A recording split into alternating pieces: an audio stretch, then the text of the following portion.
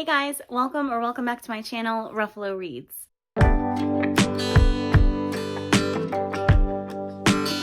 Today I have 23 books that I want to get to in 2023. This is a video that I've been wanting to film for quite some time now, and I finally am getting around to it today. So thank you so much for being here. First of all, please like, comment, and subscribe if you have not done so yet. And let's get into all the books that I'm really excited about this year. So first up is going to be Powerless by Elsie Silver. I could also say Heartless because I haven't started that one yet, but I really liked Flawless last year, and I'm excited to get to Powerless, and that comes out this year, so that's really exciting. I don't know much about it, but I just know that it's in her Chestnut Springs series, so I think it'll be really, really fun. So I love Elsie Silver's writing, and that's one that I'm really excited for. Next up is Katharina Mora's book. It's called Bittersweet Memories. It says this is number 4 in a series, but I heard Cheyenne from That Tall Book Girl rave about this, and then I saw that I think Jess from Peace Love Books was gonna read it because of that, I think. And it just looks beautiful. This cover is stunning as well, and yeah, I really want to see what it's all about. So it's got the kind of brother's best friend trope, and I guess like her boyfriend breaks her heart, it says. Alana goes after his older brother in a quest for revenge. It would have been simple if he wasn't also her new boss. Oh, okay, so we got a little employee-employer kind of vibe going too. That's really fun. Yeah, I need to read more taboo books, so definitely on my list. All right, and then I'm going to include these because I am doing like a dark romance reading vlog. So I have The Ritual by Chantal Tessier. This one, I don't know. I didn't really want to know going in, but since I've kind of already been filming that, I will put it on here. So this is Barrington University. It's a secret society that requires their blood in payment. They are above all the most powerful men in the world, devote their lives to violence in exchange for power. And you get to kind of choose a girl to be your property, basically, I guess. So that will be in that vlog.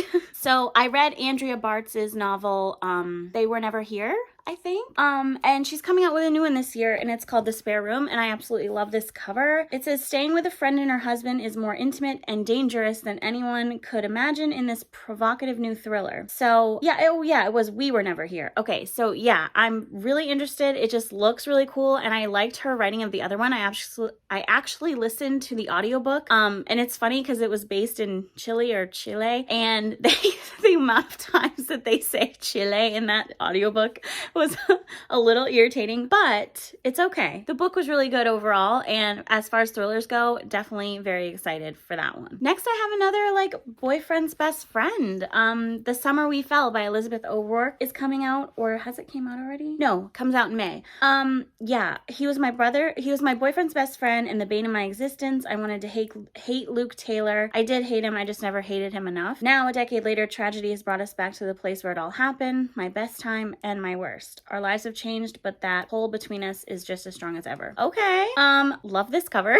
And also love Elizabeth O'Rourke's writing. I need to read more from her, and I'm very excited about that one. Next, I have one that's really weird. Like, I think you guys know I obviously read romance. That's probably why most of you are here, because of the romance thing, but I also do love, as you know, thrillers and memoirs, but then there's like a couple stragglers that I like, which one of them is TJ Klune. I read The House in the Cerulean Sea. Love. What's the other one? I always forget one of them. It's like I remember one and forget the other one. But anyway, the other one is like about death. That one I didn't love as much because like The House in the Cerulean Sea was very like whimsical and like hopeful. And like the one that was about death was still whimsical and stuff, but it just had like this, just like, you know, obviously it's about death. So I don't know. Anyways, this one that's coming out is In the Lives of Puppets by TJ Klune. And it says, invites you deep into the heart of a peculiar forest and on the extraordinary journey of a family assembled from spare parts. So for him, I don't really need to know more. I just feel like his recent, or, you know, the books that I've read most recently from him, I really, really thoroughly enjoy them. I either rate them 5 or 4 stars. So I am down to try whatever he wants to give us. So yeah. So just saw these on Instagram. Stunning, stunning, stunning. I'm obviously continuing on in the Tattered and Torn series from Catherine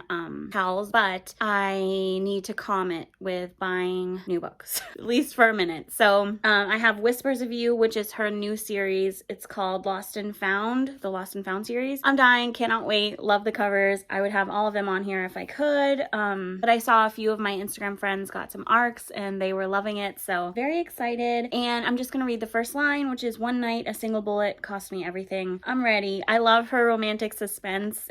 She's quickly become a favorite author of mine, and yeah, I can't wait for that. Next up is Mile High, which is a book that I also saw being recommended on Instagram.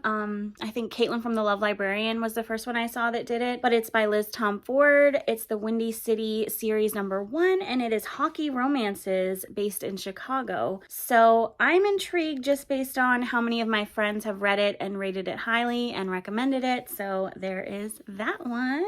Meet Me at the Lake is also on here. I freaking cannot wait. I really enjoyed Carly Fortune's book that she came out with. Was it Every Summer After, I think? I don't know. I know people had a problem with it because they're like, this is the exact same as Christina Lauren's book, which yeah. But it's been a while since I read that one, and honestly, I just really loved it. I see that though. I definitely see that, but I really loved it, and I can't wait for Meet Me at the Lake. This cover is beautiful. A random connection sends two strangers on a day-long adventure where they make a promise. One keeps and the other breaks. Life-changing effects in this breathtaking new novel. Blah, blah, blah. All I want to know, all I want to see. I can't wait. Next, I'm going to lump them both together, and it's Jennifer Hartman's new duet, An Optimist's Guide to Heartbreak and a Pessimist's Guide to Love. I actually just reposted her. She had, I don't know if she did it, like if she had somebody make it for her, but it's like a trailer for her book. And oh my God, break my heart. I can't wait. It looks so good. I love being crushed emotionally by books, so I'm really excited to have Jennifer Hartman just shatter my heart again. So can't wait. Next, we have another one that's on this list because of Caitlin from The Love Librarian, and that's Funny Feelings by Tara DeWitt. I've never heard about this author before, but I just know that this is like a forced dating situation. It's agony, a tragedy, even in lieu of flowers, please send cash. So it sounds funny, like it has some humor to it. Oh yeah, I guess a former stand-up star himself, Meyer, has helped the trajectory of her career take off since he began managing her. So again, it kind of worked like environment relationship together, but then, you know, also the forced dating kind of thing. So that sounds cute, and I like when books are funny and they do it well. So that sounds like it'll be fun. And I always listen to Caitlin because she has the best recommendations, so you should follow her if you're not. Then the Salacious Players Club is releasing some new books in the series. I don't know when, but it's Madame, Highest Bidder. I think there's another one, but those are the only ones I have on here so far. Currently in the middle still of reading Mercy. Me and my fiance started it. It's just like, you know, when we find time to read it together, with all the other books that I'm reading as well. So we're getting there. It's kind of hard when we're reading together because we have to coordinate, but it's fine. Next I have on here Losers, which I think would be another kind of dark romance probably thing. I don't know if I've ever read a Harley LaRue book. Let me see. I've definitely heard of Harley LaRue. Her Soul to Take. Yeah, that's the one that I know. The Dare. Yeah. Okay, so I've heard of Harley LaRue several times. I've never actually tried Harley LaRue. So I was supposed to have it all. I'd been prom queen, cheer captain, high school's most savage queen bee. I could have everything I wanted except them, the freaks, the weirdos, the school's ultimate losers. Manson, Jason, Lucas, and Vincent. Our hatred for each other couldn't keep us apart, not even when my own mistake got Manson expelled. Okay, so I think this is this a polyamorous? Okay. Yeah, I like a good polyamorous romance. Sometimes, how can I put this? It has to work for me. I have to like all the moving parts. I've read several polyamorous or three-way relationships or reverse harem or whatever you want to say. And, you know, I either love it so much or like I have problems with it. I just don't like when two of them keep secrets from the other one. That I don't like. If they're all loving each other, I'm with it. So next is from Penn Douglas, and that's Motel. I think like the motel from Birthday Girl, is that right? There's nothing about it. I don't think there's even a cover. There's not a synopsis, but if and when they release this book, I'm reading it because they've quickly become literally one of my favorite authors of all time. I need to read more from them, hands down. So definitely on my list. All right, next is one that I really want to read.